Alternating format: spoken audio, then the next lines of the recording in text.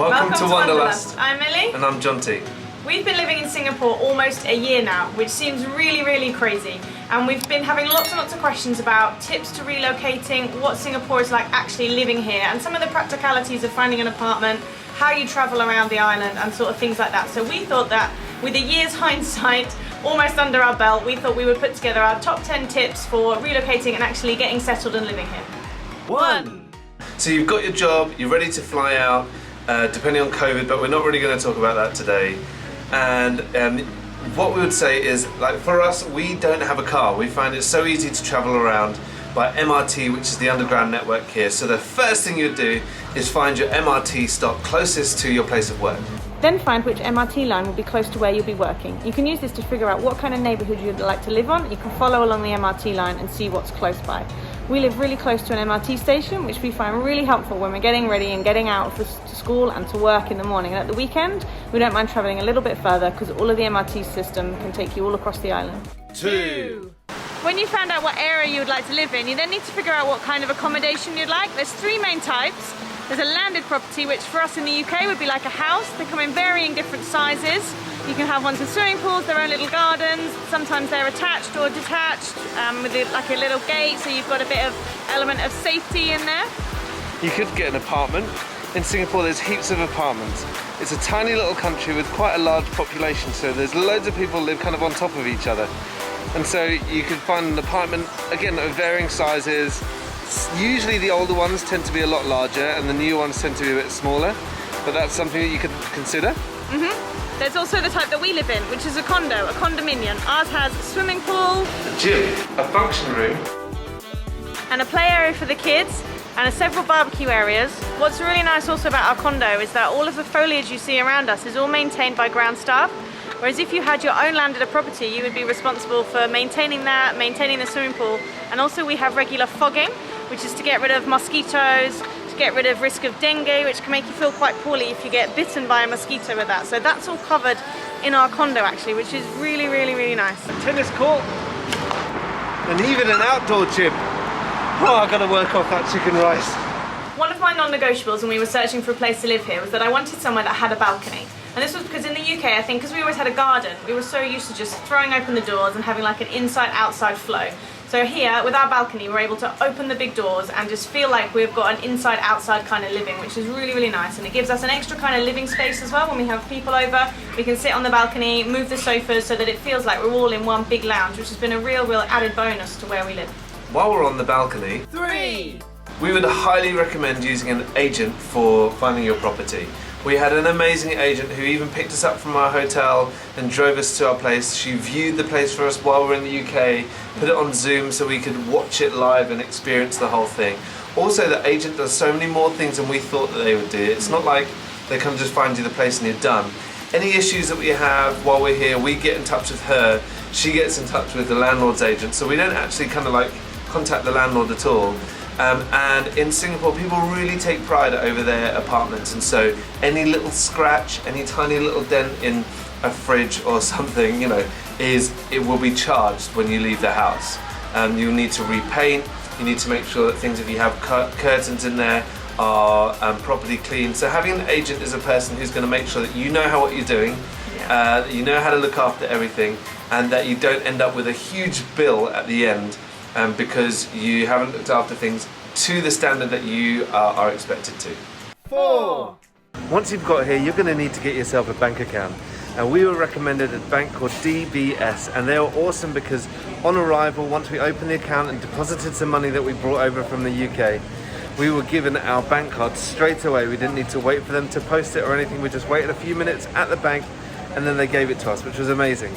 In Singapore, the ATM machines only serve the bank customers that you get. In the UK, you can get your money out of whatever bank account, whatever bank ATM that you want, but here you have to go to the one specifically for yours. There are also heaps of different ways to pay here in Singapore that you might need to get used to. So first of all, the basics, paying by cash is normal. You just hand over cash, make sure you hold it in 2 hands, and you pay as you would anywhere else with cash. Next up is Nets. Nets is just paying by card or credit card, and you would put it in and dial in your PIN number, Then you've got PayWave. PayWave is contactless payments that we have in the UK, where you tap your phone and you pay. Likewise, you've got Apple Pay, where you can do that with your watch or with your phone or whatever you use for your Apple Pay. Alternatively, you could pay with Pay Now, which is a really interesting alternative here in Singapore, where your telephone number is linked up with your bank account basically. So you give someone your telephone number, they can dial it in and pay you directly. This is really easy for things like the equivalent of eBay purchases that we have over here, which I guess is Carousel or Facebook Marketplace. These things are really easy without being able to give out loads of bank details. Just give your telephone number and you can receive or pay someone. Finally, a great way of paying, and probably one of our faves, is using an app like FavePay. Now this just promotes you being loyal to your shops, and you get money back in places that you use, and it gives you rewards, and so the more you spend, the more money you get back, which is great. So you end up going out for a meal and you pay like $6 a meal or $5 a meal, and you look up and you've actually only paid $3.50 or something like that, and it's brilliant because you can save it up and then end up just paying for a meal with nothing. The other week we went out for a meal with some friends. I paid on my Fave app, and then a couple of days later I went there for a coffee, didn't have to pay for it, which is amazing. I was really happy about that. So those are different ways. It does seem quite complicated, and there are so many different ways of doing it that it can feel a little bit daunting from time to time, but the more you do it, the easier it becomes. And I think if you just jot down the things that I've just mentioned to you, and you get the apps and just start using it, jobs are good in. 5. We're actually sitting down lying down in the lounge on our sofa, and one of our tips is definitely to get functional furniture. Yeah, so we decided to go for a sofa that turns into a bed like this, so that when we have guests, there's somewhere easy for them to come and stay. We've even got in the study another single fold-out futon, so when it's not being used as a bed, when we eventually can have visitors, we can use it as an extra chair in the study.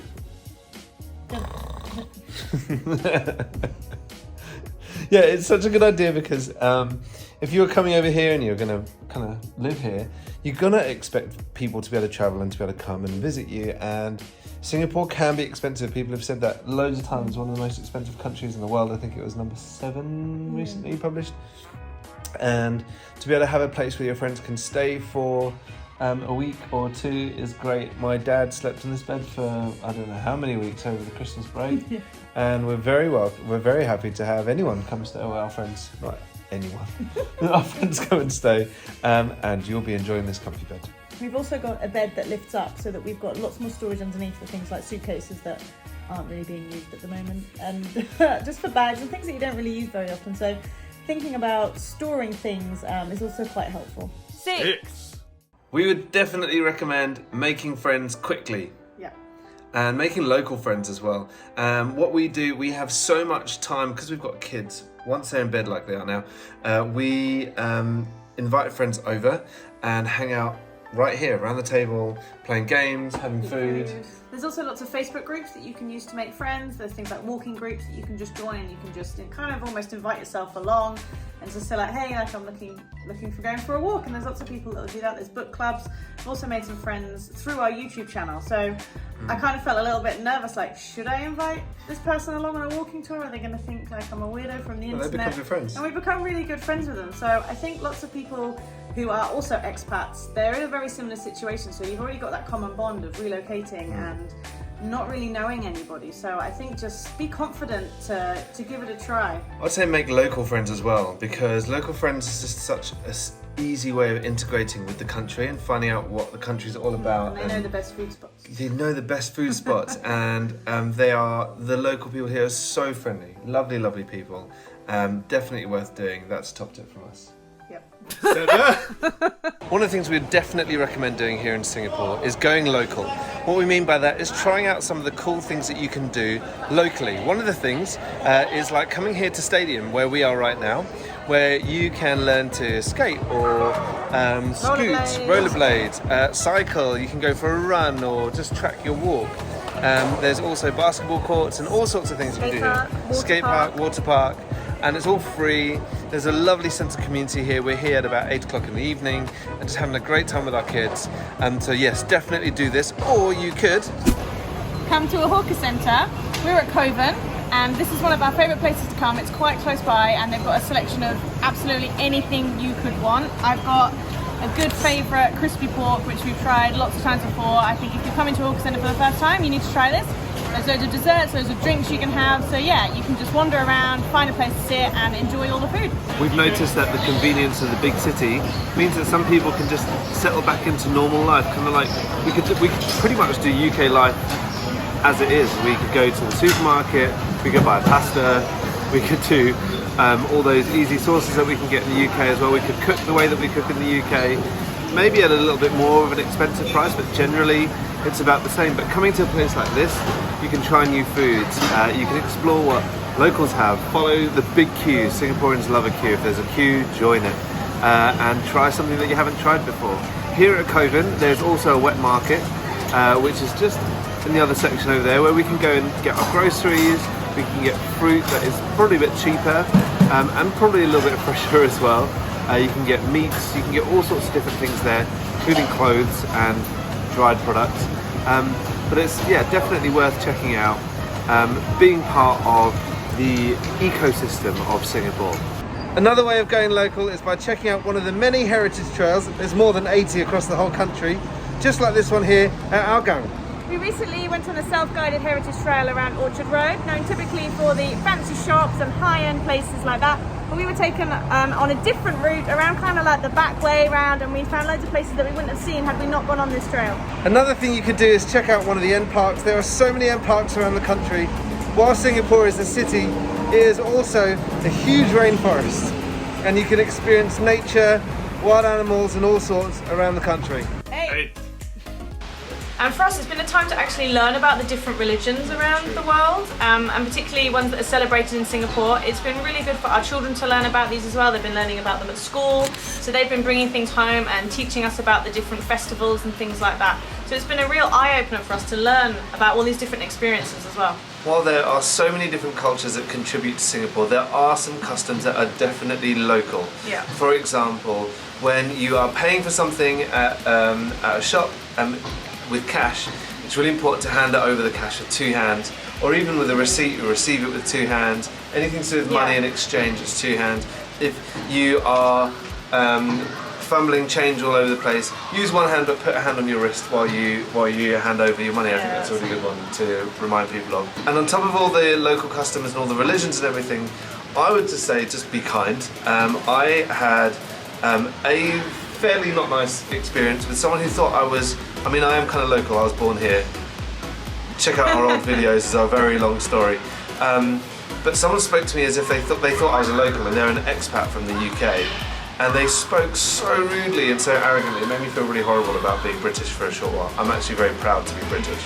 But it was nasty. So I think just come in being really, really kind. Be really open to the people who are here, to the people whose country it is, respect people. Talking about respect, there's a real family feel in Singapore, and this can be reflected in people being called auntie, uncle. For example, it's usually the older generations who you'd call auntie or uncle. Yeah. If you call someone who's like in their 20s auntie or uncle, I think they'll probably take offense. be like, I'm not an old man. If you call me an uncle, I'm still feeling a little bit sensitive about my age, so don't do that for at least another 15 to 20 years. But yeah, no, the older people, generally you respect them by calling them auntie and uncle. Even sibling like names, so our kids playing in the play park might get called Mei Mei, which is little sister, or Cheche, older sister, Didi or Koko, younger brother, older brother. And it's not because they're blood related or anything like that, it's just a sign of respect, a sign of endearment towards other people in the community.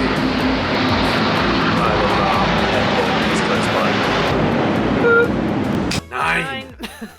I never leave home without my umbrella, whether it's really sunny. An umbrella is always a good idea just to keep the sun off you a little bit, and it could rain at any point in Singapore, so I always take an umbrella with me. If it's really raining though, you're gonna have to take cover because nothing will keep you dry, even a little umbrella, because the weather here is so hot and humid. Like, you can kind of say to somebody, yes, the weather's hot, yes, the weather's humid, but until you actually get here, like, you step off the plane and it feels like a wall of hot air hitting you. But you do slowly get used to the weather, but you do need to make sure that you drink a lot of water. One the first times when I went out with a friend around Little India, I didn't drink as much as I should, and I actually got a heat stroke, and I felt really poorly from it. So you do have to drink an awful lot. So we like to take our reusable bottles with us wherever we go, and there's lots of places in Singapore that you can just fill them up for free as you go around exploring. DHG.